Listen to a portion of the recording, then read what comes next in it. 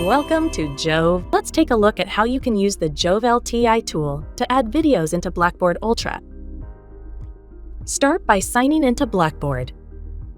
Navigate to your Blackboard Ultra course. Click on the plus button under Course Content. Choose Content Market from the drop-down menu.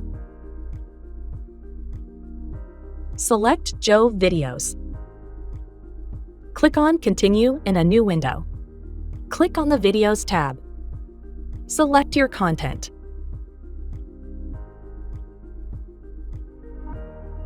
Select one or multiple videos. Click on Submit. Play the video. That's it.